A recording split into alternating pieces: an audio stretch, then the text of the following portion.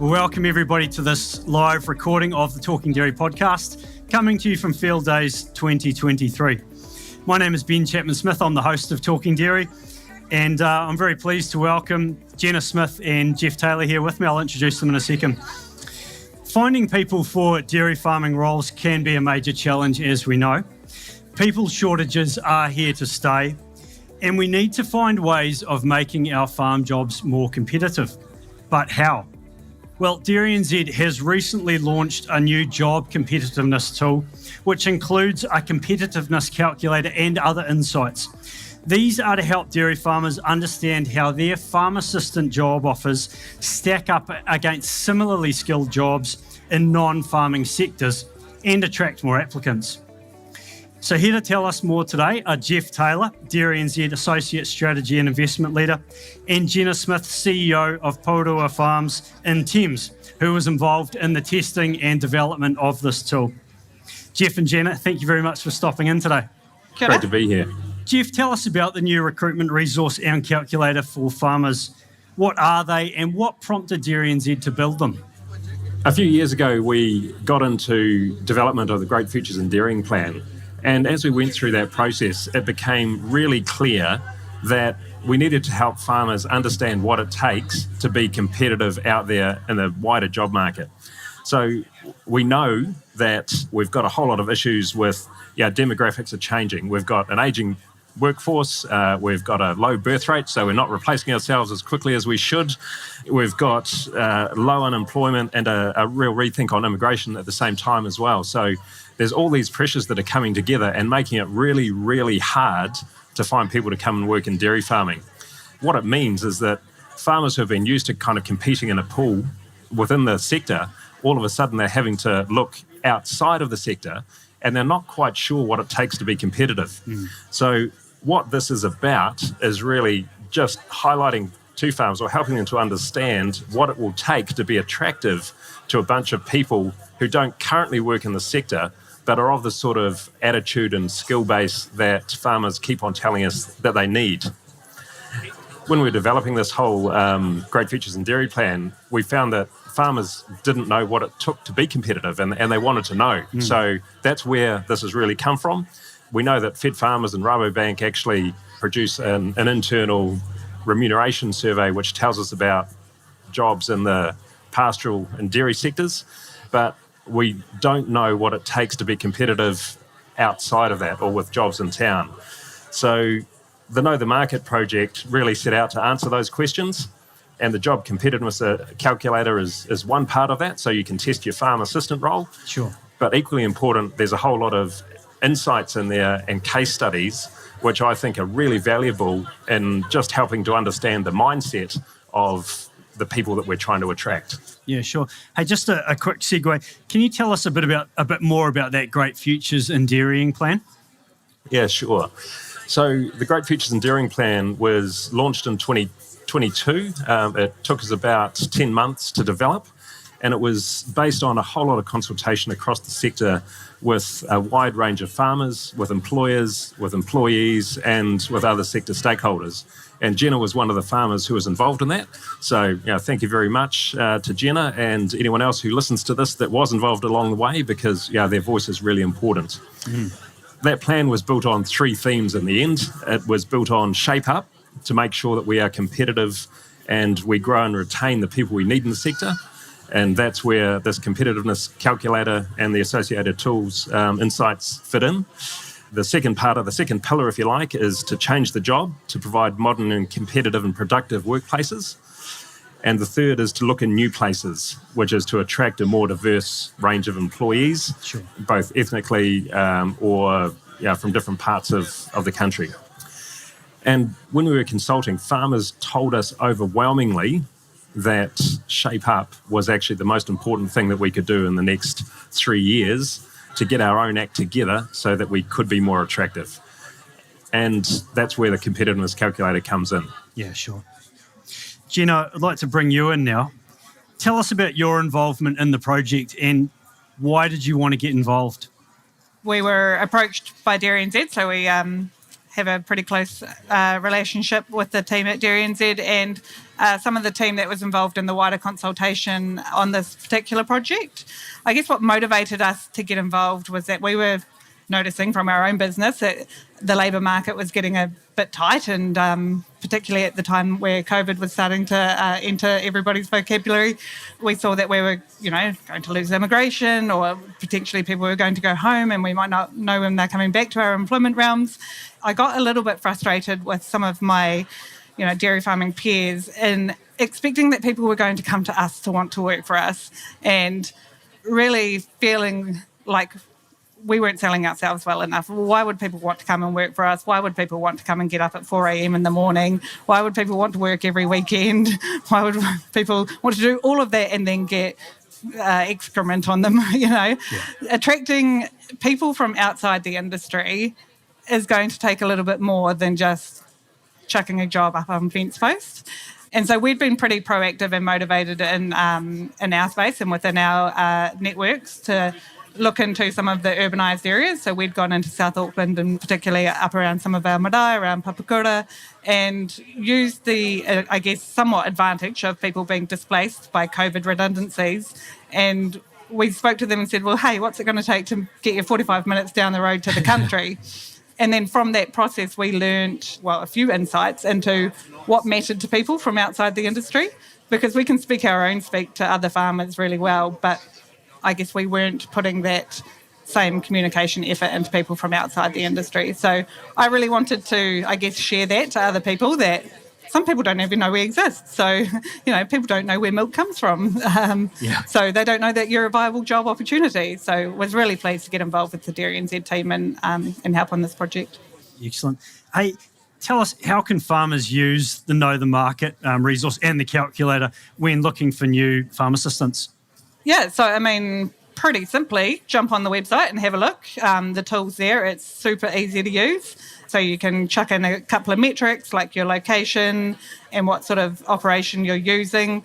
It's a good tool to give you an indication, but I guess maybe don't get too hung up on some of the, if it gets a little bit heavy in that your location being more than 30 minutes away from a major town might mean that you've got to pay staff, a little bit more. Like, it's a calculator. It's not, precision.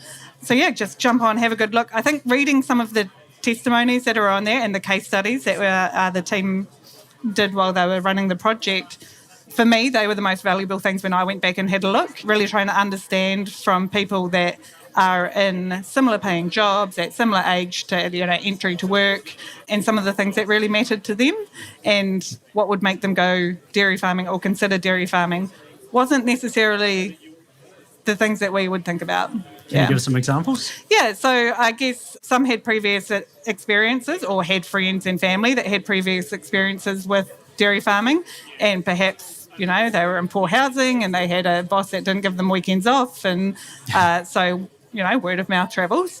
The other thing was, people want to have a weekend. They want work-life balance. They've got choice. Like, they can go out and earn similar money and not have to work weekends and not get up at 4 a.m. and have a life and have clear signals of career progression. So it was really interesting to hear that from some of the people that came through in the surveys.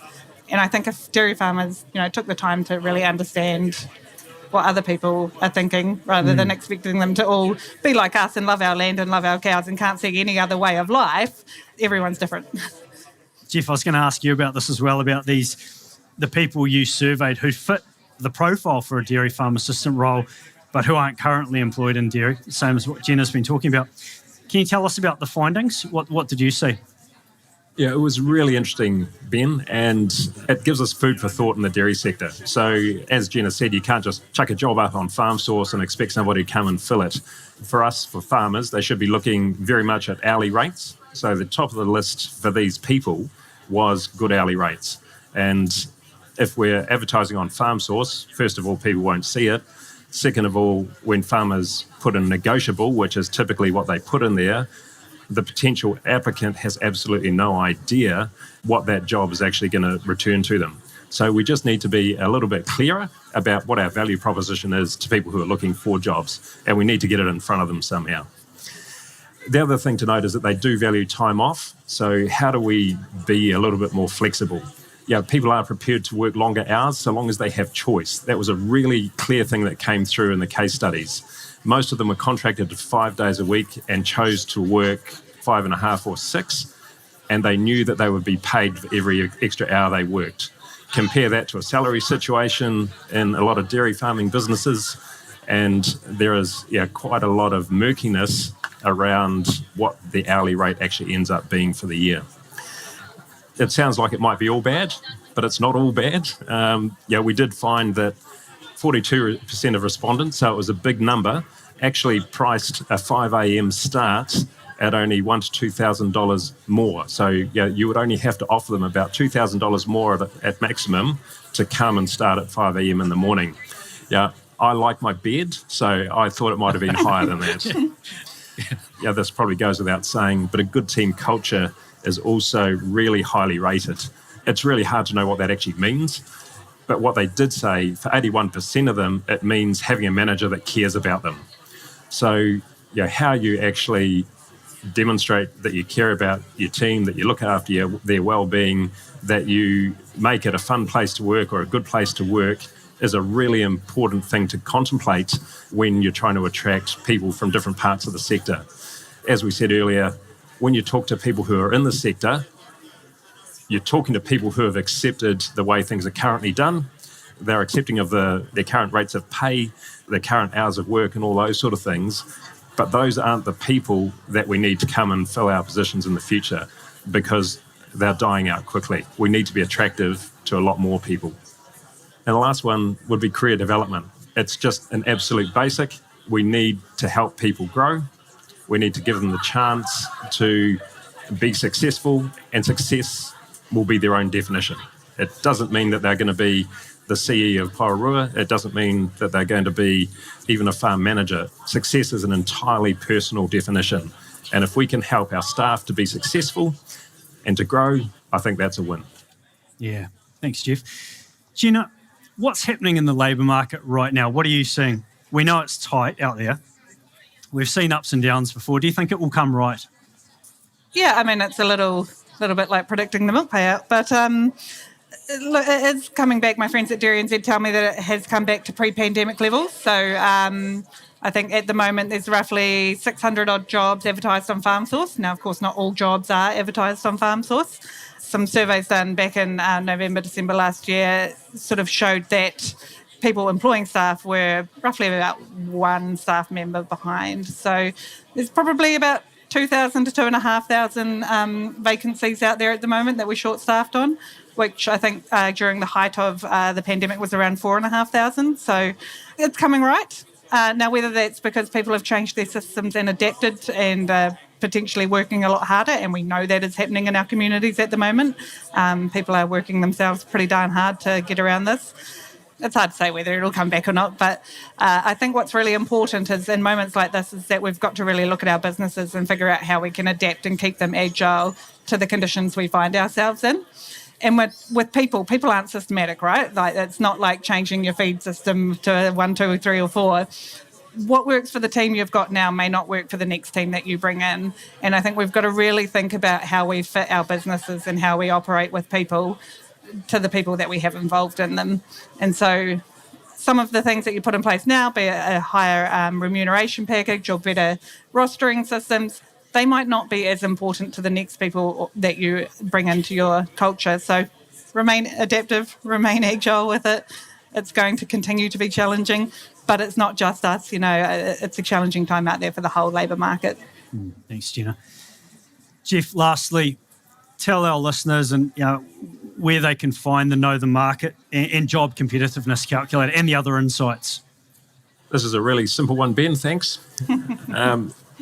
Just go and search for DairyNZ Job Competitiveness Calculator on Google, or you can find it on the DairyNZ website under Recruitment in the People tab.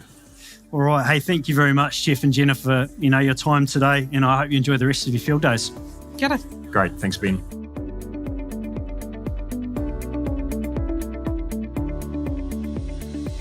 Thanks for tuning into today's episode, and I just want to say a quick thank you to all of you who listen and subscribe to this podcast, both here in New Zealand and overseas.